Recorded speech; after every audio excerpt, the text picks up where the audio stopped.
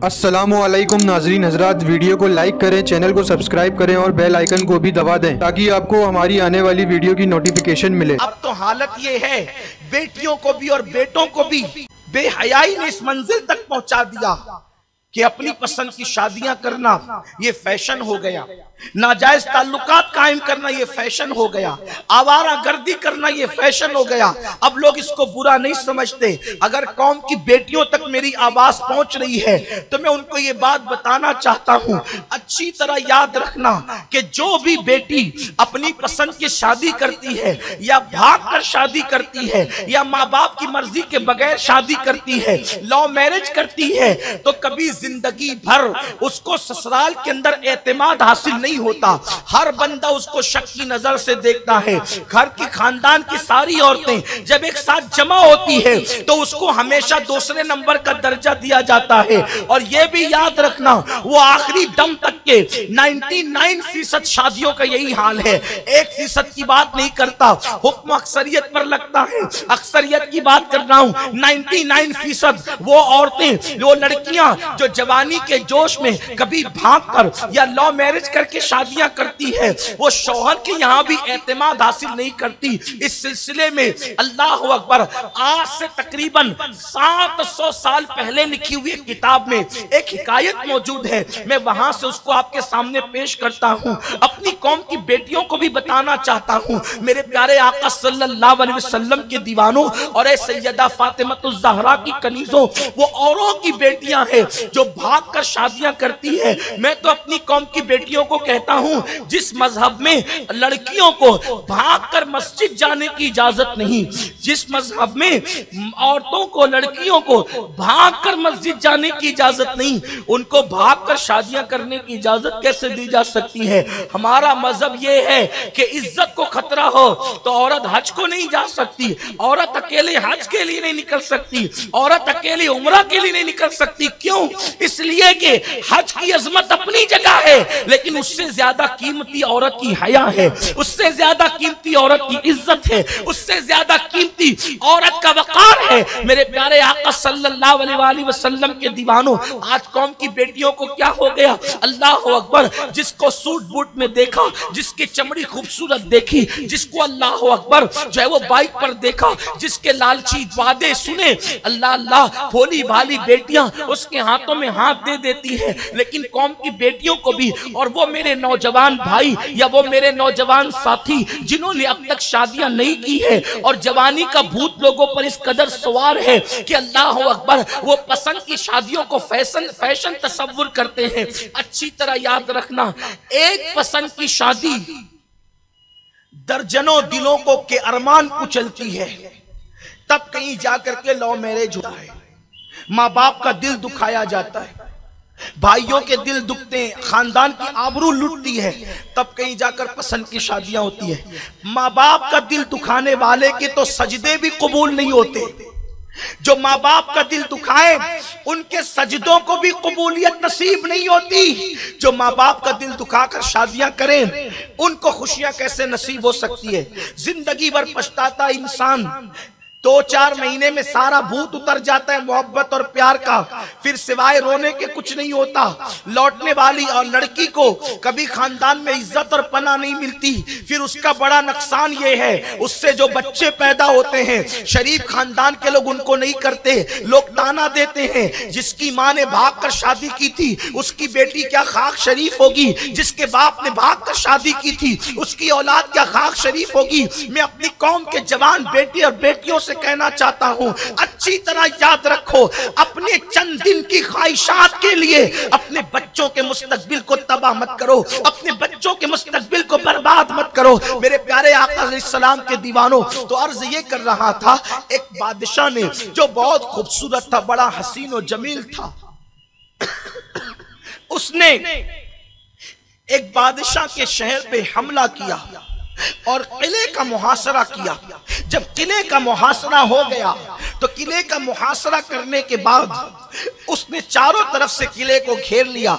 जब किला चारों तरफ से घेर लिया गया, एक दिन जिसका किला घेरा गया था उस बादशाह की बेटी जो है वो किले की दीवारों पर टहल रही थी। उसने दूर से खूबसूरत लड़के को देखा तो पूछा ये कौन है? तो कहा जिसने हमला किया ये वो बादशाह है। उस बादशाह को देखकर, उसकी खूबसूरती को देखकर उसको उसका दिल उस पर आ गया। अल्लाह के रसूल अलैहिस्सलाम फरमाते हैं शैतान के तीरों में से सबसे बदतरीन तीर बदनजरी है। बदनजरी, शैतान कहता है कि जब मैं किसी का ईमान लूटने में कामयाब नहीं होता तो मैं मर्दों के लिए औरत का इस्तेमाल करता हूं और औरत के लिए मर्द का इस्तेमाल करता हूं। इसीलिए हज़रत सुलेमान अलैहिस्सलाम ने फरमाया अपने बेटों से, मेरे बेटों अगर तुम्हें किसी नाग के पीछे जाना पड़े तो चले जाना, लेकिन कभी हुस्न के पीछे मत जाना, इसलिए कि नाग डसता है तो जान जाने का खतरा है और हुस्न डसता है तो ईमान जाने का खतरा है। बड़ा खतरनाक है ये जाहिरी हुस्न। और मैं कई मर्तबा अपनी जवानों को और अपनी बहनों को बता चुका हूं, हुस्न सफेद चमड़ी का नाम नहीं है। हमने बहुत हुस्न वालों को देखा, शादी के दो तीन साल के बाद एक दो बच्चे हुए तो सारा हुस्न खत्म हो जाता है। हुस्न के पुजारी फिर कहीं और जाने लगते हैं। चले बीमारी हो गए, बीमारी के बाद अल्लाह अकबर हुस्न चला जाता है। चेहरे पे फुंसियां निकल आई तो हुस्न चला जाता है। चमड़ी हुस्न नहीं होती, अखलाक का हुस्न होता है, दिल का हुस्न होता है, तकवे का हुस्न होता है, खौफे खुदा का हुस्न होता है, वफादारी का हुस्न होता है, खशियत रब्बानी का हुस्न होता है, अखलाक और किरदार का हुस्न होता है।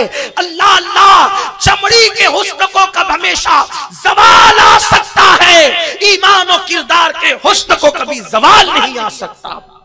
इसलिए जो असल हुस्न है उसकी तरफ तवज्जो करो, असल हुस्न है उसकी तरफ तवज्जो करो। ये क्या लोगों ने सफेद चमड़ियों पर अपने ईमान का सौदा करना शुरू कर दिया, अपने अकीदे का सौदा करना शुरू कर दिया। उस लड़की ने देखा हसीन और जमील बादशाह को, उस पर दिल आ गया। उसने तीर में एक खत लिखा और खत लिख करके तीर चलाया, बादशाह तक पहुंचाया। कहा कि मैं बहुत खूबसूरत हूं, हसीन और जमील हूं और तू भी खूबसूरत है। मेरा बाप बादशाह है, अगर तू चाहे मुझसे वादा करे कि तू मेरे साथ शादी करेगा तो मैं किले का दरवाजा खोल दूंगी और तेरे लिए फतह और नुसरत का सामान करूंगी, शर्त है कि मैं तेरी दुल्हन बन जाऊं। उसने दूसरा तीर भेजा, खत लिखकर हमें मंजूर है। उसके बाद उस जालिम शहजादी ने अपने बाप के साथ बगावत की।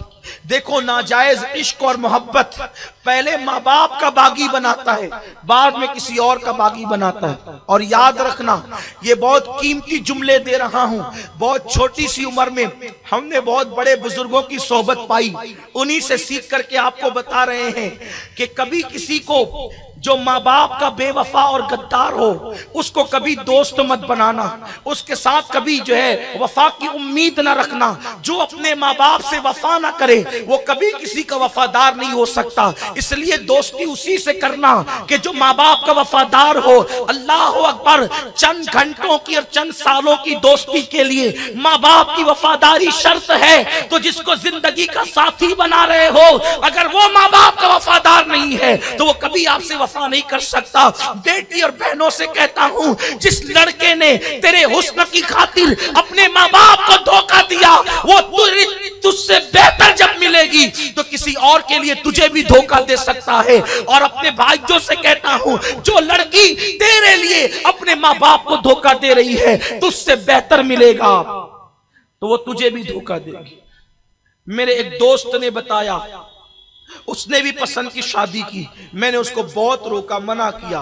मुझसे उसने शेयर किया कि मैं करना चाहता हूं, मैंने कहा ना कर, इसलिए कि जो माँ बाप की वफादार नहीं वो तेरी भी नहीं होगी। उसने कहा सैयद साहब मजबूर हूं दिल के हाथों। मैंने कहा फिर मर, अगर तू मरना ही चाहता है तो मर। वल्लाह अल्लाह की इज्जत की कसम खा के कहता हूँ, झूठ बात नहीं कह रहा हूँ, सच्ची सच्ची बात कह रहा हूँ। नाम इसलिए नहीं लेता कि ऐब होगा। मेरा वो दोस्त मेरे पास आकर के तीसरे ही दिन रोने के लिए बैठा, बहुत देर तक करके घंटों रोता रहा। मैंने कहा क्यों रो रहा है? शादी के तीसरे दिन रोने की वजह क्या है? तो कहा कि मुझे शक हुआ कि ये मेरे अलावा किसी और से भी राब्ते में है। जब मैंने तहकीक की और उसको कसम दे करके पूछा तो पता चला कि 4 लड़कों से और भी रिश्ते हैं। मैंने कहा नहीं कहा था मैंने, हंसने की बात नहीं है। मैं वल्लाह आपके दरमियान शुकूक पैदा करने नहीं आया, लेकिन ये बात जरूर कहना चाहता हूं, जो माँ बाप से वफा ना करे उससे वफा की उम्मीद कभी ना रखना। इसलिए आप क्या समझते हैं? आपने जिंदगी को खेल तमाशा समझ रखा है। हुजूर की जिंदगी छोड़कर आप सीरियल को क्यों आइडियल बनाते हैं? ये सीरियल लानती सीरियल क्या है? उनकी जिंदगी 3 घंटे में खत्म हो जाती है, हमारी जिंदगी 3 घंटे में नहीं खत्म होती। हमें तो पूरी जिंदगी जीना है। तुमने वो फर्जी कहानियों को क्यों आइडियल बनाया? अगर आइडियल ही बनाना है तो आमिना के लाल को आइडियल बनाओ, जिसकी जिंदगी खुदा को पसंद है। तेरी सीरत तेरी सूरत जमाने से निराली है, तेरी हर हर अदा प्यारे दलील बेमिसाली है। किसी की भी जिंदगी को आइडियल बनाओगे तो धोखा खाओगे। हुजूर की जिंदगी को आइडियल बनाओ, जिसको कुरान ने हसीन कहा, लक़द काना लकुम फी रसूलिल्लाहि उस्वतुन हसना, कि तुम्हारे नबी की जिंदगी में तुम्हारे लिए बेहतरीन नमूना है। आइडियल है, आइडियल रसूलुल्लाह की जिंदगी, हुजूर की जिंदगी। अल्लाह अकबर। तो अर्ज ये कर रहा था, उस जालिम शहजादी ने अपने बाप से बगावत की और खत लिखा, जवाब भी आ गया। उसने दरवाजा खोल दिया। जब दरवाजा खुला तो फौज लेकर के वो बादशाह निकला और उसने कत्ले आम किया, हत्ता कि उस शहजादी के बाप को भी कत्ल कर दिया। फिर ये शहजादी अपनी कनीज और सहेलियों के साथ मिली, नतीजतन निकाह हो गया। निकाह के बाद चंद महीने तक जिंदगी अच्छी गुजरी। अच्छी गुजरने के बाद फिर क्या हुआ? एक दिन ये शहजादी बिस्तर पर लेटी हुई थी, बहुत आराम की जिंदगी गुजर रही थी। आराम तो पहले भी था, उसका बाप भी बादशाह था, लेकिन अब और ज्यादा आराम था। बिस्तर पे लेटी थी तो इसने चीखा, आ! बादशाह ने पूछा, मेरी जान क्या हुआ? तो कहने लगी कि किसी कनीज ने शायद चादर को बराबर नहीं किया और चादर पे बल पड़ गया, तो ये बल मुझे चुभ रहा है। मेरी नजाकत इजाजत नहीं देती कि उठकर दुरुस्त करूं, ये चुभ रहा है। तो बादशाह उठकर बैठ गया और उसने कहा, तू इतनी नाजुक, तेरा जिस्म इतना नर्म, आखिर तेरा बाप तुझे खिलाता क्या था? तो उस जालिम शहजादी को याद आया। उसने कहा, मेरे बाप ने मुझे जो जानवर वो ज़बा करवाता था, उनका गूदा और मक्खन, ये दोनों चीज वो मुझे खिलाता था। इसी वजह से जानवरों का गूदा खाकर और मक्खन खाकर मेरा जिस्म इतना नर्म है जिसे तुम देख रहे हो। इसकी जिल्द में इतनी नरमी है जो तुम देख रहे हो। बादशाह ने सुना तो आंखें फटी के फटी रह गई। जिस बाप ने तुझे इतनी नजाकतों से पाला, तूने उसके साथ धोखा किया। जालिम, जब तू इतने नाजों से पालने वाले बाप की वफादार न हुई तो मुझे डर लगता है अगर कोई और बादशाह मुझसे खूबसूरत आ गया तो तू मेरे साथ भी ऐसे ही बगावत करेगी।